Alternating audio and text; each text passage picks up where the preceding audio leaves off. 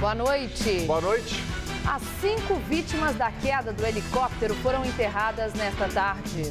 Políticos de vários partidos compareceram ao velório de Tomás Alckmin. O acidente pode ter ocorrido porque uma das pás da hélice teria se soltado durante o voo. Os bombeiros mudam estratégia para combater um incêndio em Santos. O fogo atingiu hoje mais um tanque de combustíveis. Na Sexta-feira Santa, o Vaticano afirma que preocupa a onda de assassinato de cristãos pelo mundo.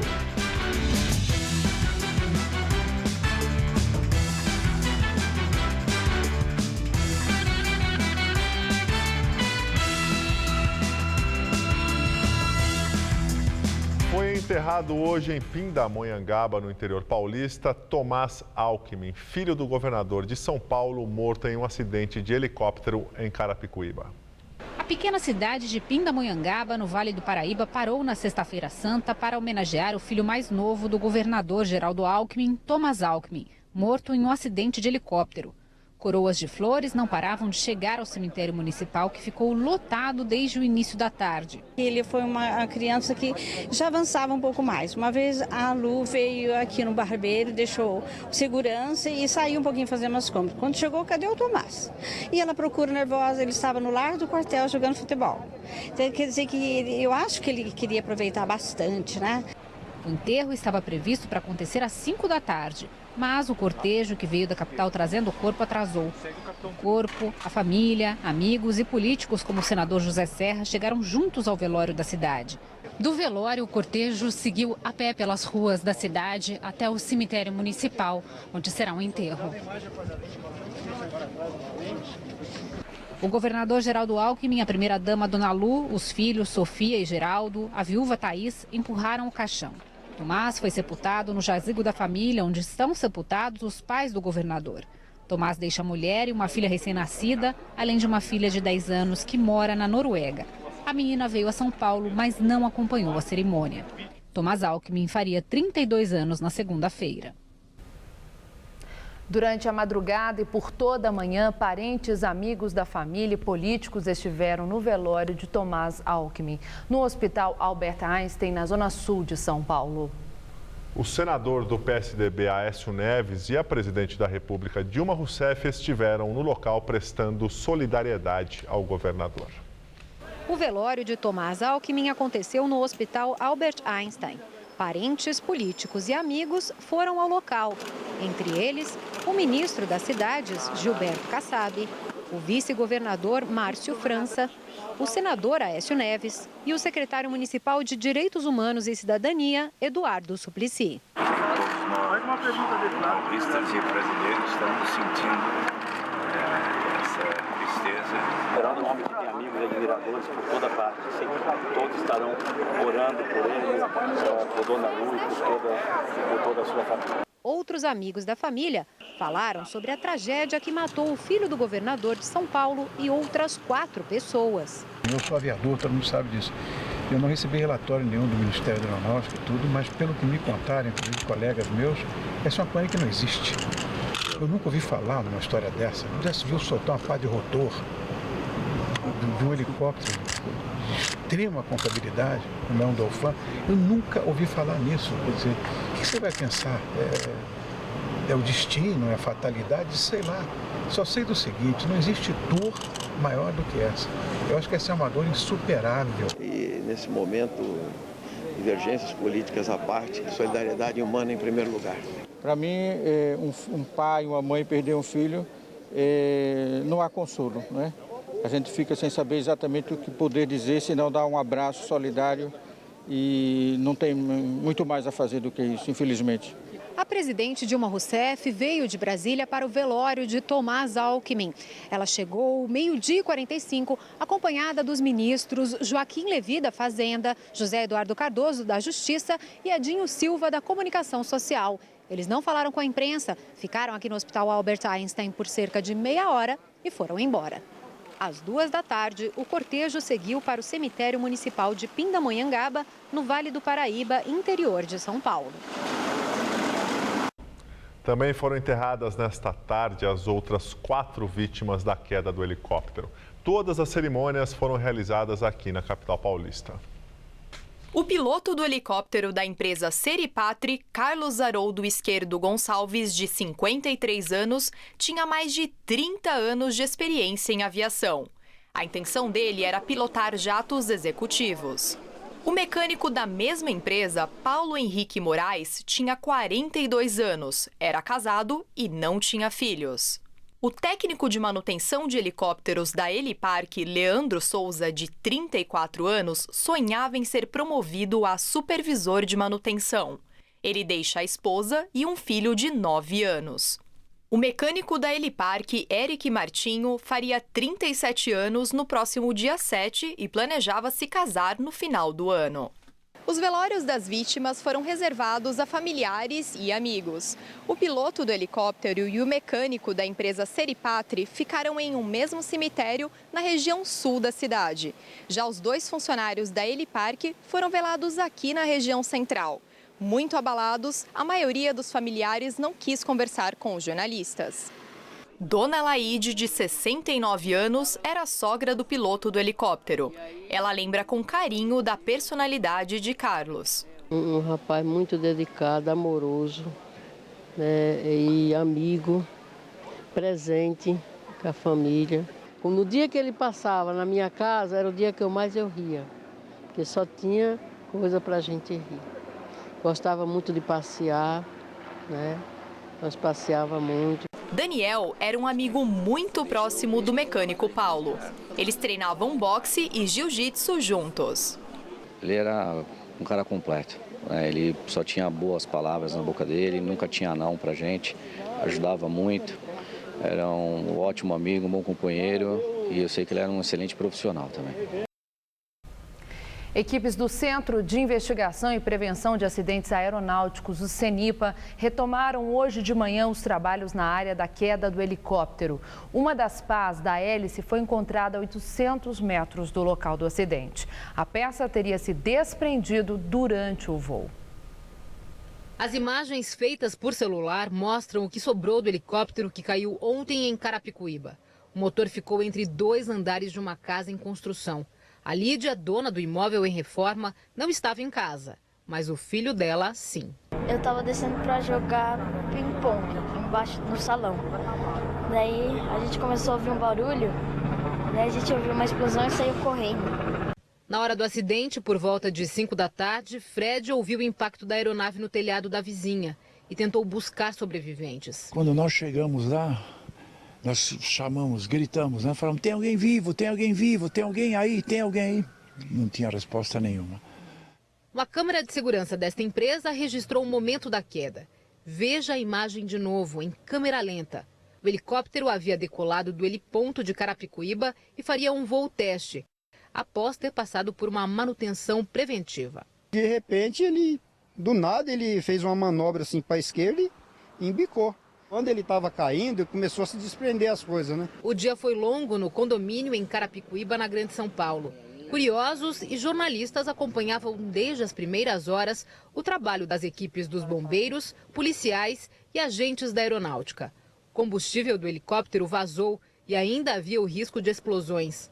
Após a coleta de provas, um guindaste recolheu os destroços da aeronave acidentada. O Centro de Investigação e Prevenção de Acidentes Aeronáuticos, o CENIPA, já começou a investigar as causas desse acidente. Embora o centro não aponte os culpados, porque isso é um trabalho da polícia, os investigadores querem descobrir como uma aeronave tão sofisticada e nova, com um piloto bastante experiente, num voo de teste após uma manutenção preventiva, pode ter caído, matando 5 pessoas. Não há prazo para as investigações terminarem. Mas a partir de imagens do acidente, especialistas já levantam algumas questões. Segundo Décio Correia, falha humana costuma ser o erro mais comum. Ele se diz surpreso com 5 pessoas num voo de teste, o que foge do padrão de no máximo 2 a bordo.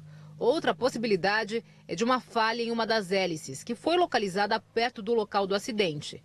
A minha sensação é que ele foi absolutamente surpreendido e não houve a menor possibilidade dele esboçar qualquer reação e, ao se desprender uma pá, a chance é 0.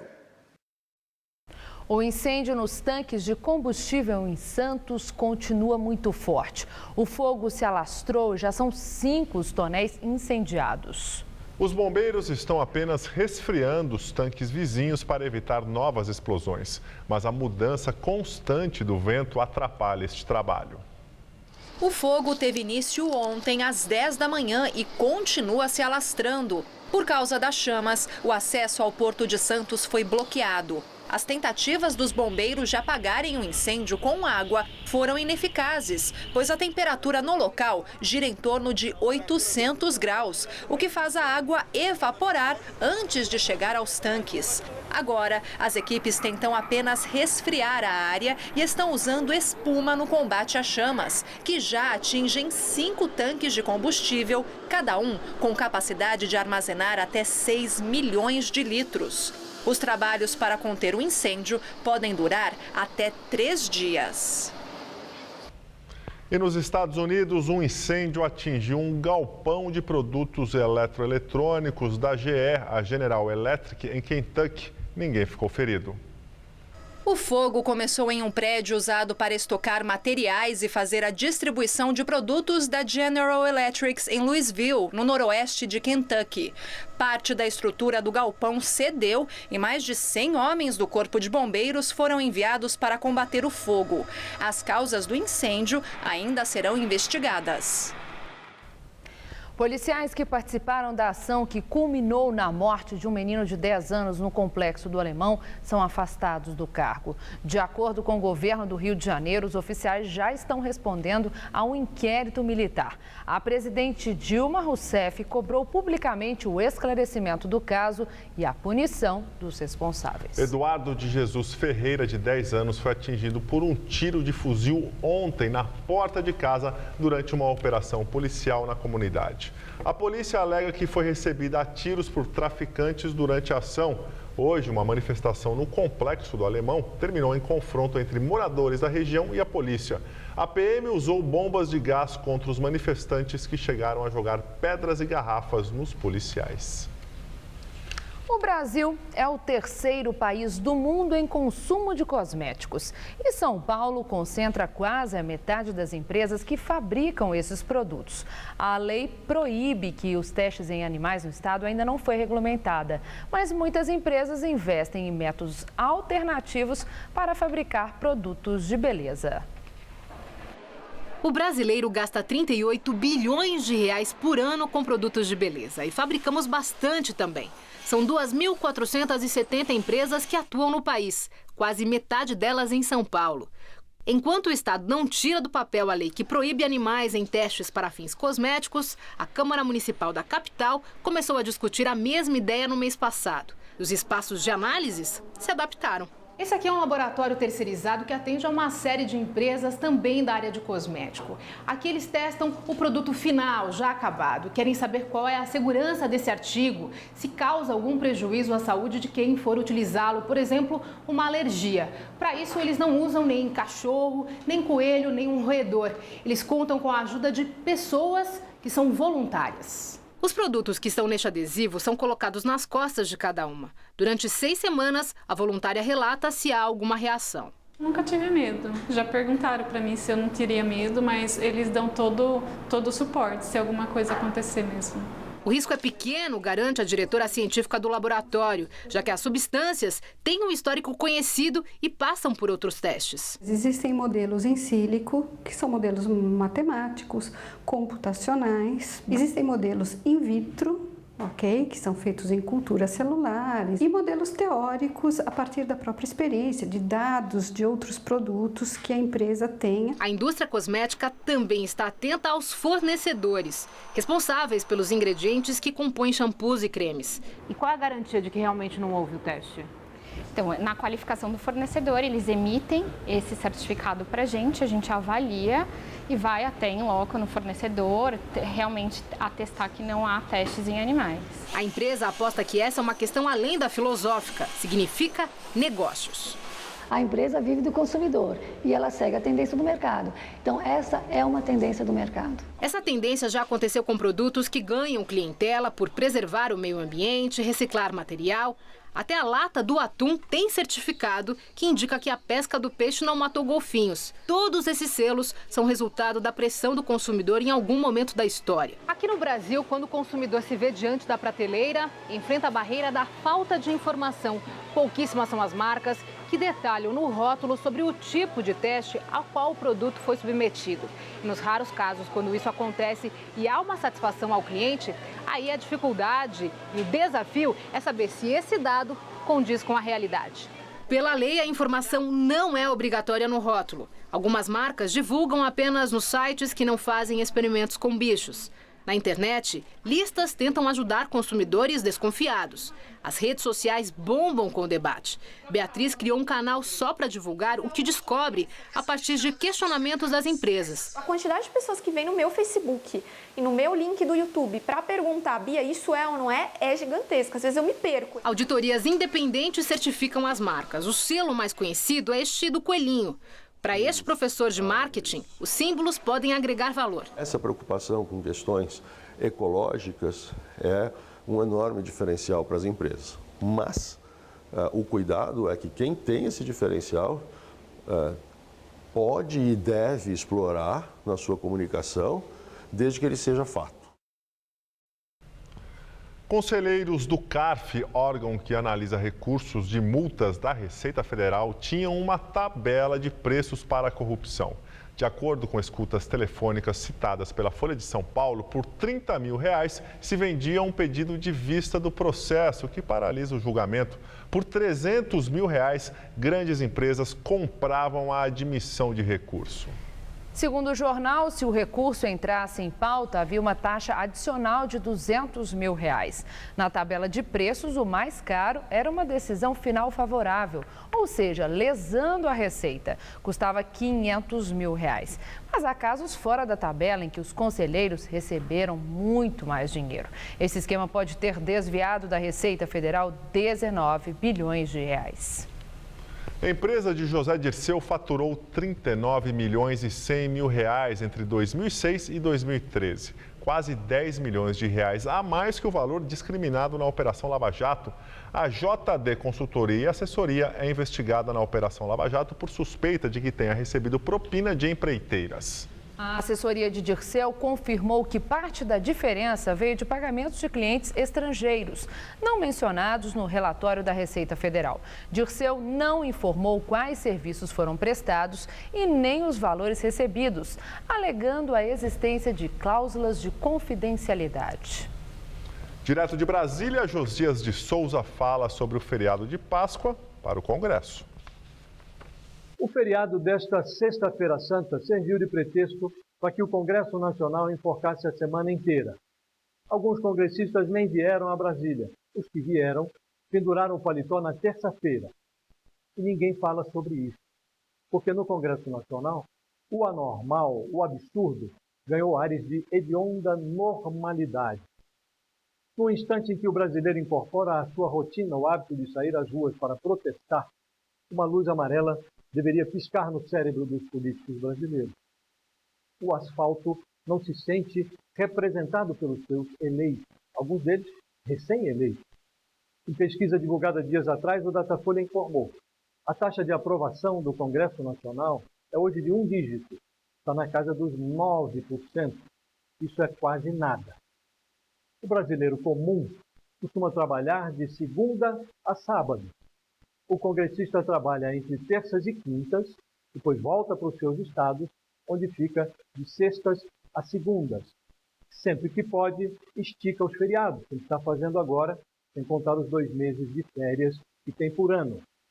Isso está acontecendo agora num momento de crise econômica em que o governo impõe sacrifícios à sociedade brasileira.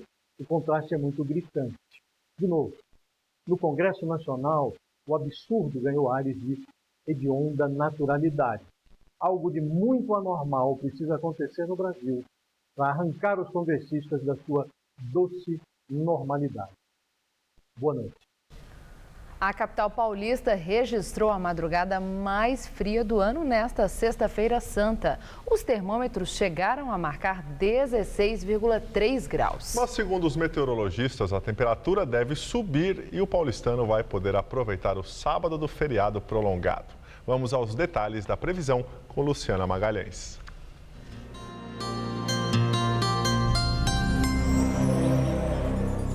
A massa de ar seco que está sobre São Paulo já começa a perder força com o avanço de uma frente fria.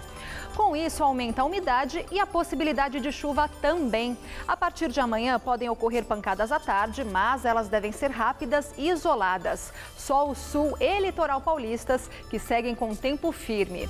A região oeste deve registrar as maiores máximas amanhã, com 34 graus em Votuporanga e 33 em Presidente Bernardes. E quem estiver na praia vai aproveitar o calor, que chega aos 30 graus.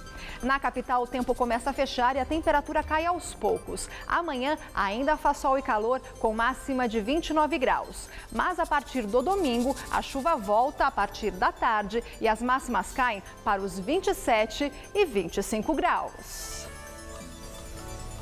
Em meio à pressão para cortar gastos do governo, a presidente Dilma Rousseff vai restringir o uso de aviões da Força Aérea Brasileira por ministros de Estado. O decreto será publicado na próxima semana. Atualmente, os aviões oficiais são usados pelos ministros para passar fins de semana ou feriados em seus estados de origem. Com a mudança, a viagem deverá ser feita em voos comerciais. Os aviões da FAB serão usados apenas em missões oficiais ou em casos excepcionais.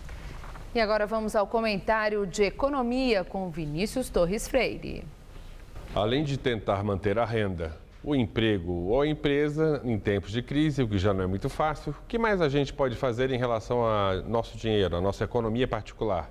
Nós que não somos lá muito ricos, gente normal. No Brasil, em geral, a época de crise é época de juros altos, pelo menos a princípio, como agora.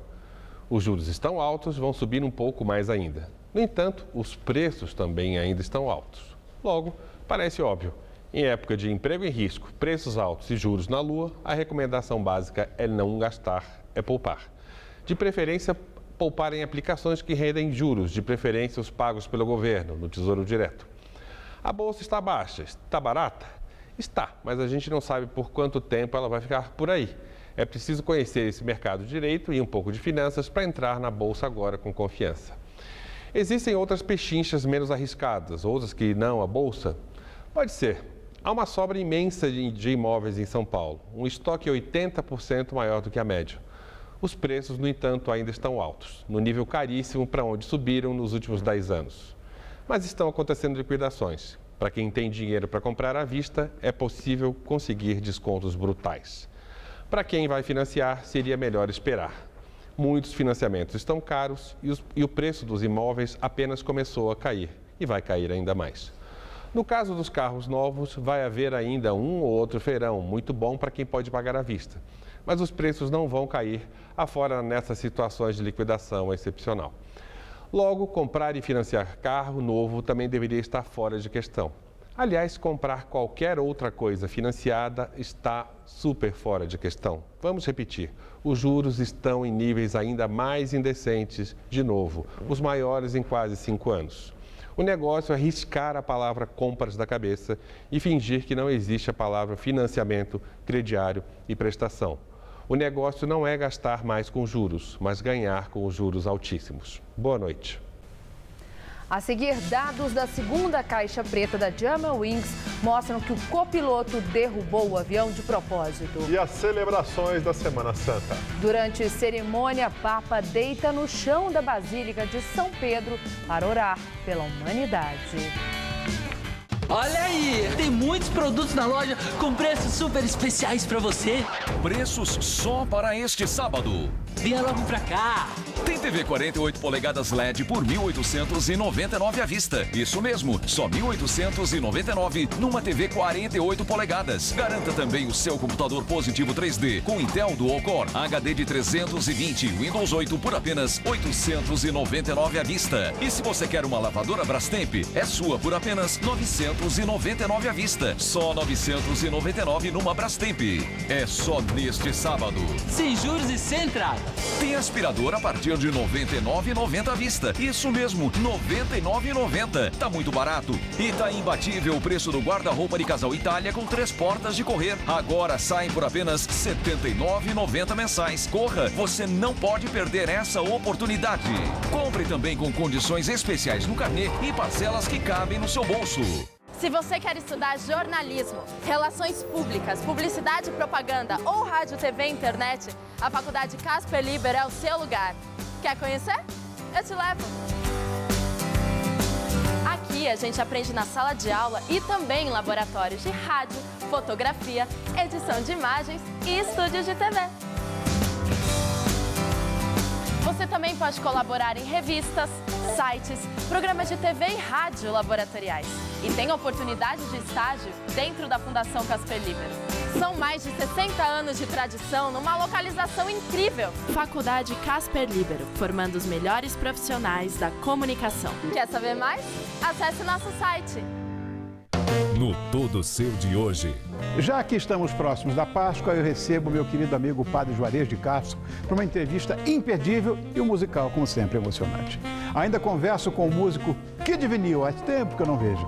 E fico de olho na TV, como você também, com o Zé Armando Vanucci. E claro, te convido a curtir tudo isso comigo. No Todo Seu, hoje, 10h30